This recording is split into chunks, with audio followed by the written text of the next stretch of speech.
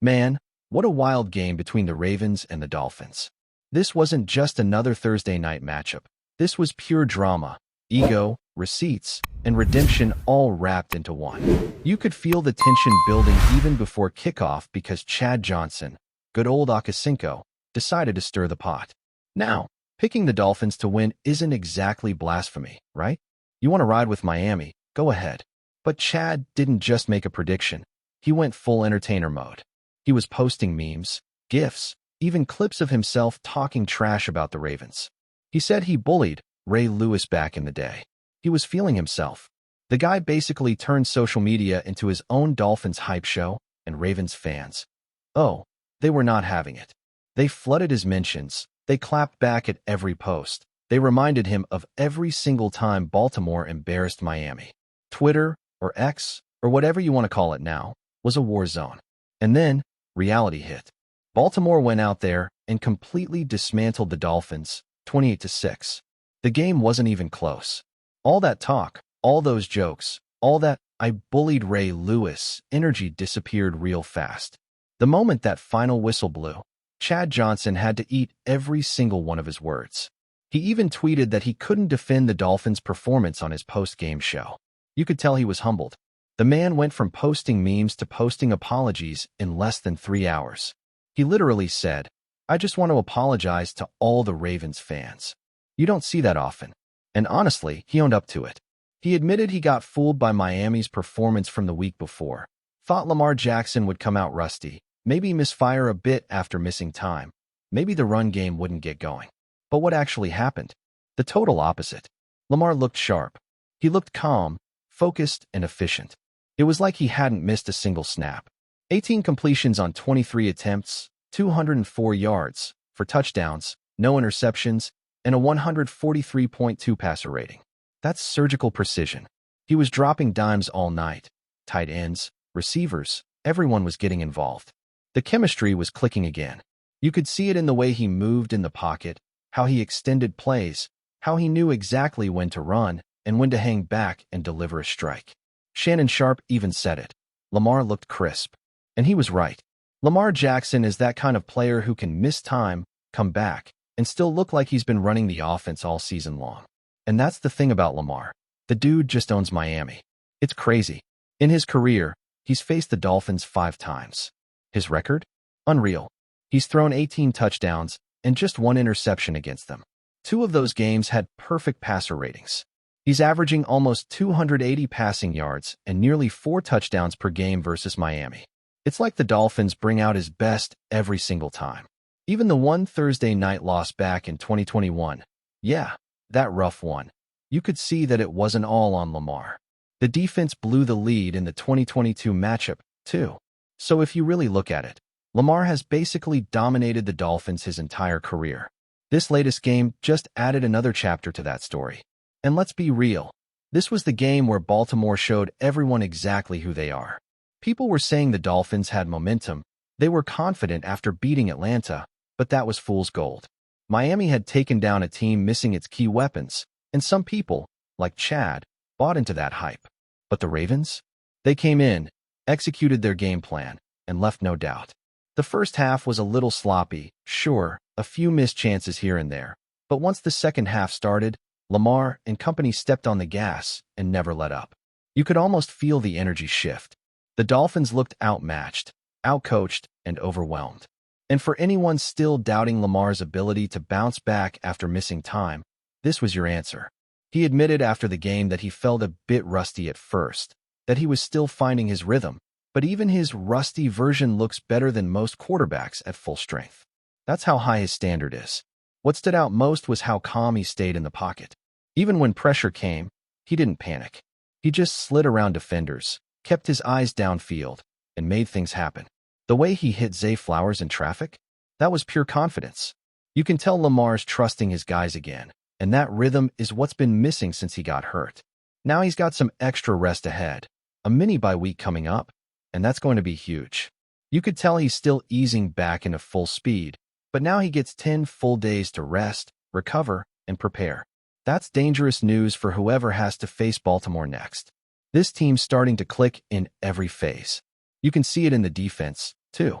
Early in the season, they weren't forcing turnovers or getting much pressure. But now, they've turned that around. Against Miami, they pinned them deep, forced fumbles, got big plays from special teams, and capitalized offensively. Jordan Stout had a beauty of a punt that set up a short field. The defense stripped the ball, and then Lamar connected with Mark Andrews for a crucial touchdown. That's what complete football looks like, all three phases working together.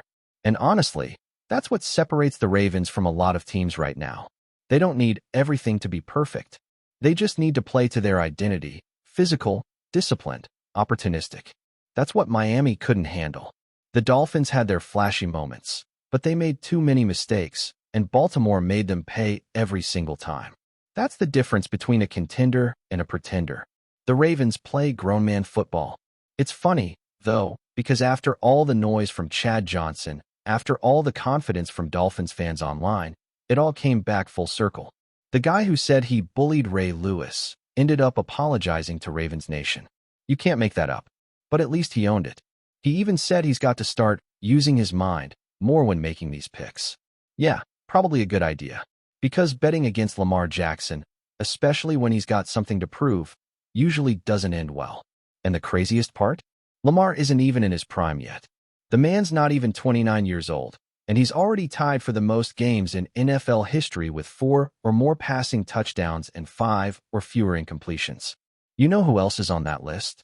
Peyton Manning, Tom Brady, Drew Brees, Aaron Rodgers, all legends. Lamar's right there with them. That's not hype. That's history. He's breaking records left and right, and people still underestimate him. This season alone, in his first 5 games, he's thrown 14 touchdowns to just 1 interception. His passer rating? 136.7, the highest ever through a quarterback's first 5 games in a season. That's the kind of efficiency that changes games. That's the kind of player defenses fear. When Lamar's healthy, the Ravens don't just score, they dominate. They've put up at least 4 offensive touchdowns in every full game he's played this season. Scoring isn't the issue for this team. If the defense keeps improving the way it has been, Baltimore's going to be scary down the stretch. And that's why this went over. Miami felt bigger than just another check in the win column. It was a statement. A reminder that the Ravens are built for more than just regular season hype. They're built for January football.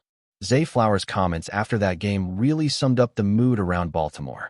You could see it in his smile. You could hear it in his tone. This wasn't just confidence, it was belief. He said, "We're just getting started. Everybody's feeling good. Everybody's back." And honestly, that's exactly how it feels right now for this Ravens team. You can tell the locker room energy is different. These guys have been through rough stretches, injuries, doubts, all that noise. But this win against Miami felt like something clicked. It wasn't perfect, far from it, but it showed that when Baltimore plays their game, when they execute and stay disciplined, they're one of the most dangerous teams in the league. What stood out most wasn't just Lamar's brilliance, though that's always the headline. It was how complete the team looked. The defense played fast and physical, the special teams delivered clutch plays, and the offense found its rhythm again. You could tell they were feeding off each other. When Jordan Stout pinned Miami deep, the defense answered with pressure. When the defense forced a turnover, the offense turned it into points. That's championship-style football, and that's what Ravens fans have been waiting to see. It's the kind of performance that reminds everyone what makes this franchise special: resilience, unity, and a relentless drive to prove people wrong. And speaking of proving people wrong, let's talk about Lamar again, because the numbers he's putting up right now are flat-out absurd. 14 touchdowns to 1 interception in 5 games? That's video game stuff. He's not just playing well. He's rewriting the standards of efficiency. He's outpacing guys who have played 2 or 3 more games than him. Think about that for a second. Quarterbacks like Josh Allen, Daniel Jones, Baker Mayfield, all with more games under their belts, and Lamar's already passed them in touchdowns. And he's doing it with command, with control, with a calmness that feels different from past seasons. You can tell he's matured as a passer. The way he moves through his reads, the timing with his throws, the trust he has in his receivers, it's all clicking. That's not just talent, that's evolution. You see a quarterback who's grown into the role, who understands the pace of the game and how to manipulate defenses. The connection with Zay Flowers is real. You can tell Lamar trusts him in key situations. And Mark Andrews? That chemistry's always been there. The two of them make plays that look effortless, but you know there's hours and hours of work behind them. When Lamar and Andrews connected for that touchdown after the fumble recovery, it felt like classic Ravens football. Defense setting the tone, offense cashing in. And the defense, man, they deserve a ton of credit too. Earlier in the season, they struggled to create turnovers and get consistent pressure. Now, they're flying around, forcing mistakes, collapsing pockets, and making quarterbacks uncomfortable. Guys like Roquan Smith and Kyle Hamilton have brought intensity every snap, and it's contagious. You can feel that edge returning. It's like the Ravens defense we all know and love, physical, disciplined, and opportunistic. Against Miami, they completely disrupted Tua and that offense. Every drive felt like an uphill climb for the Dolphins. Baltimore's defense didn't just bend, they broke Miami's rhythm entirely. That's the thing about this team right now, it's balance. For the first time in a while, Baltimore looks like a complete football team. The offense is humming, the defense is dominating, and the special teams are doing their job. And the scary part is they're still not at their ceiling. You can tell there's room to grow, more plays to clean up, more rhythm to find. Lamar even said after the game that he felt rusty early on. If this is what rusty looks like, just imagine what happens when he's fully in sync. And Zay Flowers, that kid's confidence is infectious. After the game, when he said they were ready to go on a run, it didn't sound cocky. It sounded hungry. There's a difference between arrogance and belief, and this team clearly understands that. They're not overlooking anyone, but they know what they're capable of. The schedule ahead isn't easy, but that's what makes this stretch so important. These next few weeks are where contenders separate themselves from the pack. And right now, Baltimore's playing like a contender. You can feel the swagger coming back to the city too. The fans are buzzing again. They know what this version of the Ravens can do. It's that mix of hard-nosed defense, creative offense, and pure grit that defines Baltimore football. And Lamar Jackson is right at the center of it all, leading with poise and determination. You can see how much this team feeds off his energy. When he's locked in, everyone around him plays better. He's not just the quarterback, he's the heartbeat of the team. But even with all that momentum, you can tell they're not getting ahead of themselves. That's what makes this group so dangerous. They celebrate the wins, but they know it's one game at a time. It's the same mentality that's been built into this franchise since the beginning. Stay humble, stay focused, keep grinding. And that's what Zay Flowers was echoing when he said it's about taking care of business. Because at the end of the day, talk doesn't win games. Execution does. Before we dive in, don't forget to hit that subscribe button and give this video a thumbs up. Your support keeps us bringing you the latest news on the Baltimore Ravens. And hey, drop your take in the comments below. We want to hear from the flock. In a move that has sent shockwaves through the NFL community, the Baltimore Ravens have reportedly pulled off a stunning coup, setting tongues wagging across the United States.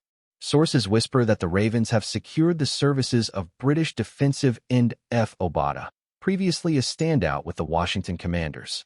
If confirmed, this acquisition could mark one of the most unexpected and talked about transfers of the season.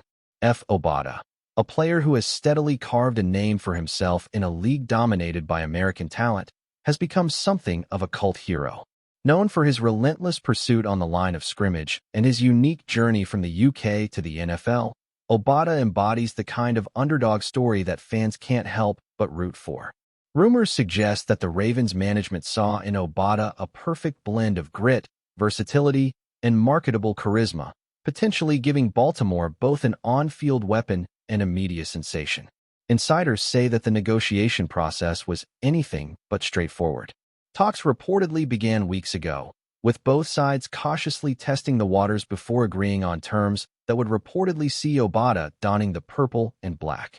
While the Commanders are said to be disappointed at losing a key defensive presence, sources hint that the decision was influenced by salary cap pressures and strategic reshuffling, leaving the door open for OBADA's dramatic leap to the Ravens.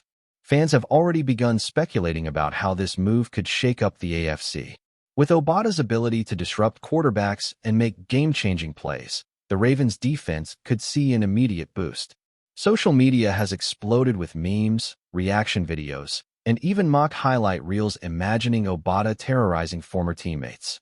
Whether this will translate into tangible wins remains uncertain, but one thing is clear. The NFL rumor mill has never been so excited. As of now, neither team has officially confirmed the deal, leaving room for endless speculation. Will OBADA live up to the hype in Baltimore, or will this move be remembered as a flashy gamble? For now, fans and pundits alike are left on the edge of their seats, eager for the next twist in what could become one of the most talked about stories in recent NFL history. That's it for this update. If you enjoyed the video and want to stay in the loop with exclusive news on our Baltimore Ravens, make sure to subscribe and hit that like button. We'd love to hear what the flock thinks. Drop your thoughts in the comments. See you in the next one.